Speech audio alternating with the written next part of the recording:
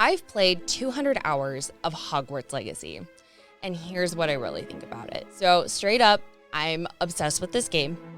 It is fantastic. I can't stop playing it, want to play it all the time. I mean, 200 hours speaks for itself. I would never commit that much amount of time to something I hated or just kind of liked. So what is it about the game that I love, and what were some things that I didn't love so much? Let's talk about it. First thing, I love how immersive this game is. They did just such an amazing job of sucking you into the wizarding world and just getting to experience Hogwarts in the form of an open world RPG was just, I don't know, it was brilliant. I mean, the market's kind of oversaturated with open world RPGs right now, but this, I think it just works. And you get to experience this in a way, I think, that wouldn't have been as impactful any other way.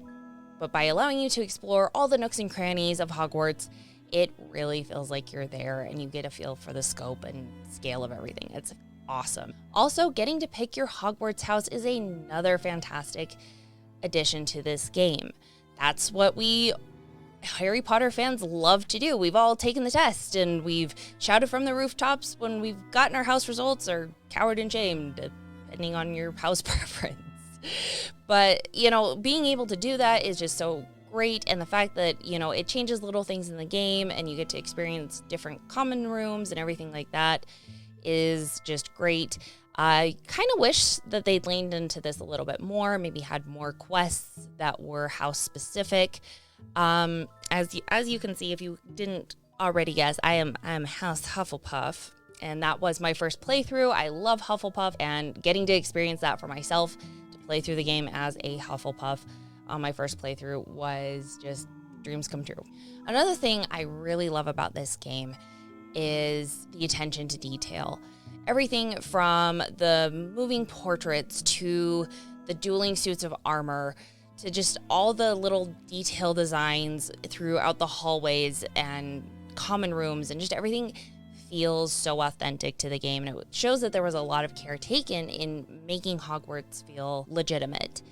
And I love all the little Easter eggs that are thrown in, the, polyjuice potion in the girls' bathroom, the faucet with the Slytherin symbol on it for the Chamber of Secrets. Those are all really fantastic details that, again, add to this game's immersion.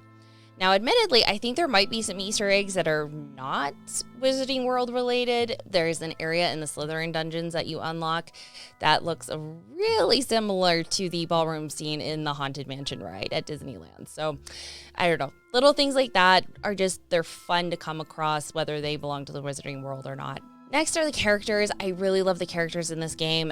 Everyone is just colorful, vibrant, and they do such a fantastic job of just making everyone in this feel unique. I especially love the 3 friends that you make throughout the game and their side quests, and they did a really great job of making it feel like you were actually building relationships with these people.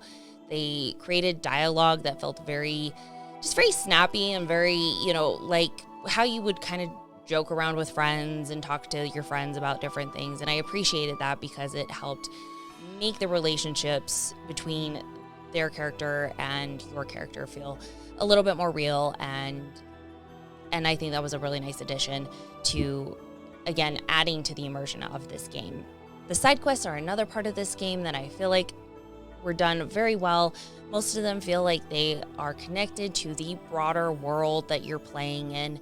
So whether it's dealing with things having to deal with the Goblin Uprising, Rookwood and Harlow, or just even little things going on around the school, it all feels very tied in and doesn't pull you out of the world that you're in. And I would say in general, most of the side quests were pretty enjoyable. There were a few, and I'll get to that in a minute, that I didn't overly enjoy, but I would say for the most part, I wasn't bored. Most of them are fun, and I really do enjoy them. Let's talk about the magic in this game. The magic in this game is just awesome. It feels so cool to, wield all your spells, and I really appreciate how you unlock each spell, which is by going to classes and doing homework, assignments, basically, and that just, again, immersion. It's one of my favorite parts of this. It really makes it feel like you're going to school, and then actually using it and dueling and, wiping out,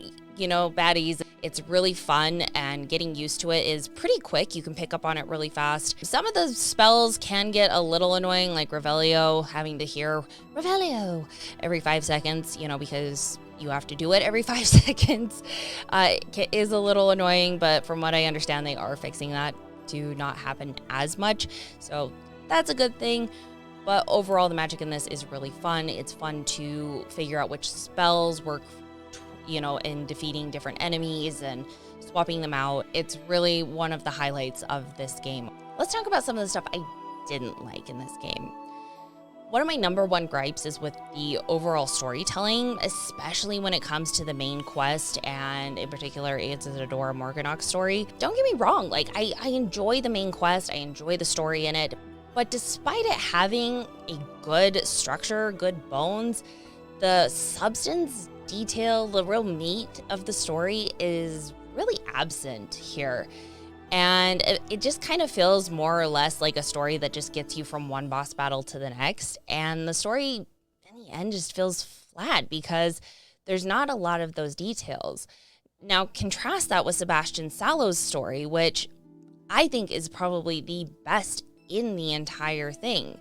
His story has a lot of detail and it's sympathetic, and I think it was brilliantly set up to be this mirror to Isidora Morganach's story, but it's just done so much better. Now, granted, you do spend a lot more time with Sebastian, so, those subtle exposition pieces can kind of be sprinkled throughout better, and just you get to know more about him in a longer period of time. So I understand that, there is a difference, but I was hoping to see a lot more exposition dropped by the keepers as we played further into the trials, and it never came. Basically, the story got boiled down to, you'll learn more after the next trial, and you'll learn more after the next trial, and you'll learn more after the next trial.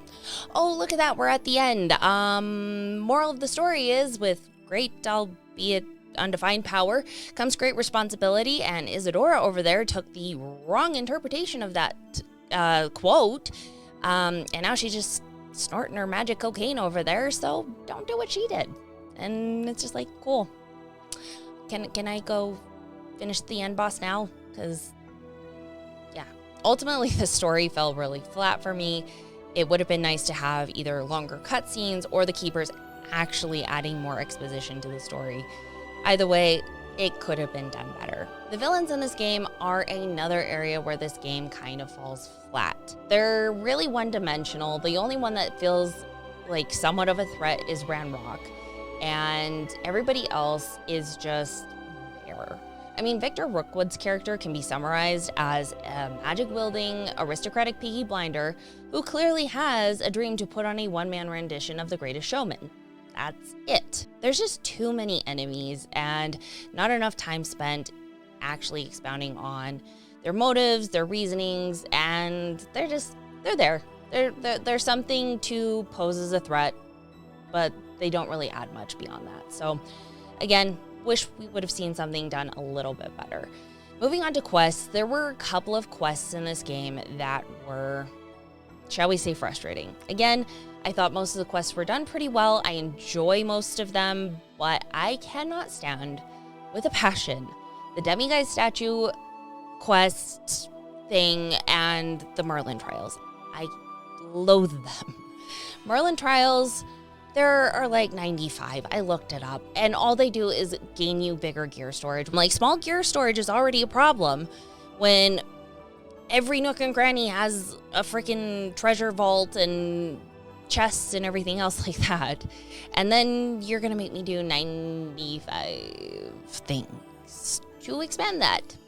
Not a fan. Don't get me wrong, it's not like they're that difficult, although I have spent a good 5 minutes looking for glowy moths because they throw them up on a cliff somewhere. And same with the demiguise statue. There's not enough reward for going around and finding statues that are only available from midnight to 4 a.m. I don't know. Lastly, I'll just say that one of the issues I do have with the world in general is sometimes it feels a little repetitive and generic. Outside of Hogwarts. Hogsmeade, is great. I love Hogsmeade, but even it feels a little small and a little repetitive. As you get out into the villages and the little hamlets around Hogwarts and out towards the southern coast, everything kind of starts melding together a little bit. Like the detail doesn't flow through the whole thing as much, and that can get a little monotonous at times. So not a fan of that, but it's not terrible. It just would have been nice to maybe see a little bit of a shakeup in just different areas a little bit more. So, but that's really it. Admittedly, the replayability on this game isn't as great as I think some people thought it was at the beginning, just because there isn't a ton of differentiation between playing through each Hogwarts house, but it's still a fun ride.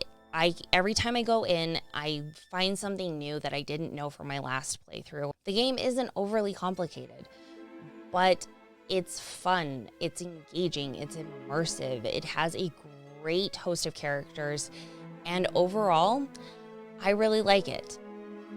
Once the obsession wears off and I put it down for a while, I'm sure I'm gonna come back to it at some point because I really have enjoyed it that much. So what did you think about Hogwarts Legacy?